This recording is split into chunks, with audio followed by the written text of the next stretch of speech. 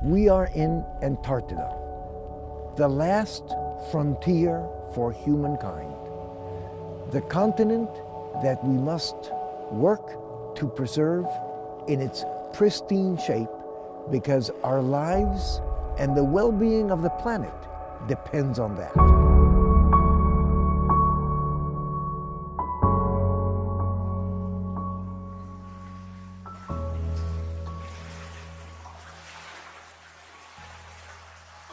We're under the East Antarctica ice shelf. It's one of the most extraordinary, it is the most extraordinary place I've ever visited. And utterly beautiful. Louis Pugh is a member of Antarctica 2020. For years, he has been swimming in the freezing waters of the Arctic and the Antarctic to call the attention of the world to the plight of both the North and the South Pole. There are easier ways to do diplomacy, but there's nothing quite like getting in the water and swimming. Some of these images are so stark. One person diving in, making a statement about how this place is changing and about how important this place is. And the irony is that in order to show the world it's heating up, I actually have to freeze during that process.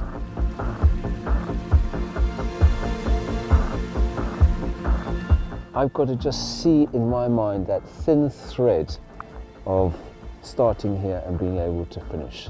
That I'm going to be able to get through that tunnel without the ice falling. That there isn't going to be a moulin that's going to suck me down to the bottom. That I'm going to be able to survive the 10 or 15 minutes in the water without getting hypothermia, and then they're going to be able to get me out and reheat me. I've got to see that line all the way through to the end.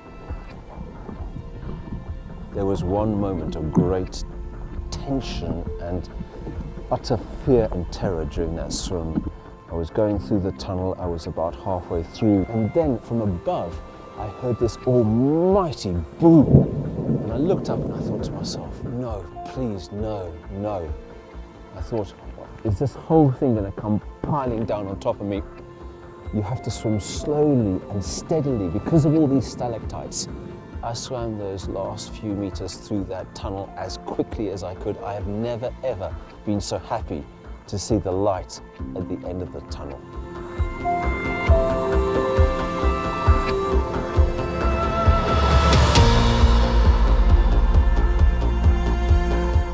I remember getting out at the end of that swim and looking down at my hands, and my hands were swollen. They were completely frozen solid. I couldn't bend my fingers. The pain was absolutely excruciating. And at that moment, I thought to myself, how many more years have you got in you to do this type of stuff? How many more years? Because I've been doing this now since I was in my mid-30s. I'm now 50. And every year it gets tougher and tougher and tougher. There's a price which you pay for doing this campaigning. Yeah, there's a price.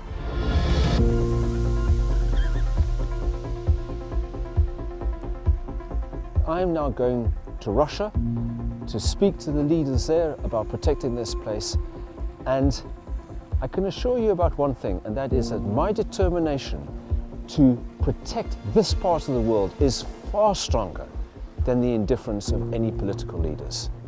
I will stand and I will fight for this place, whatever the cost.